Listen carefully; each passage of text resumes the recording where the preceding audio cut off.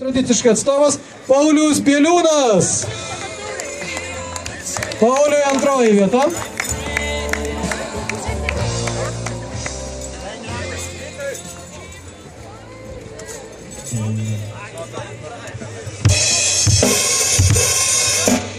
Čia atėjo Kęstutis Kušeliauskas, trečioji vieta. Taigi ir Kęstučiui fanfaros.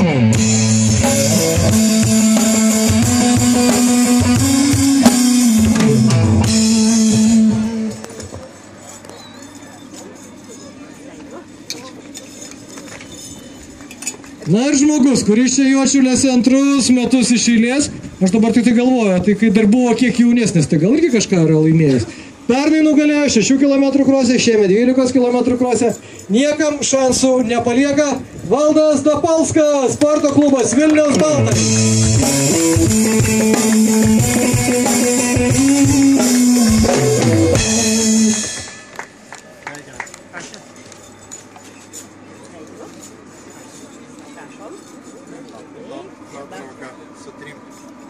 Galėtumėt paploti visi, taip draugiškai. 3 greičiausiai 12 km bėgikai.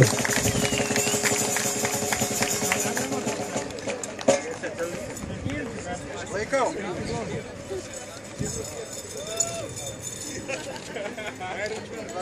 Na ir kad Lietuva turi ir greitų moterų, įrodė greičiausių merginų. Vietoje yra 13 numerio neišsigandusi Monika Uldukytė.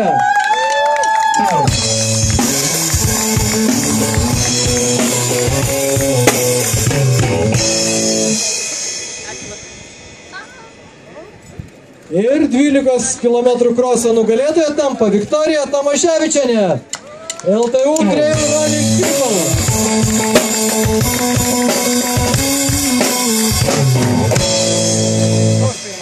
Kur jinai, nubėgo į 4. ratą, ne?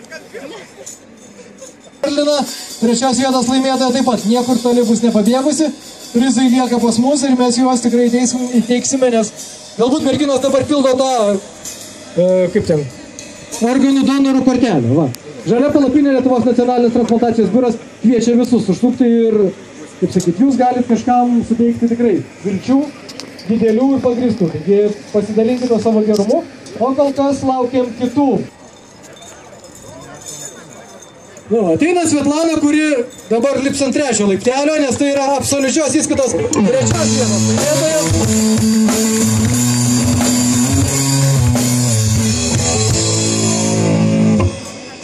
Ir tai patiliukais, ryškiai tą kortelę pildė. O ant aukščiausio laiptelio ateina mūsų nugalėtoja, Viktorija Tomaševičienė.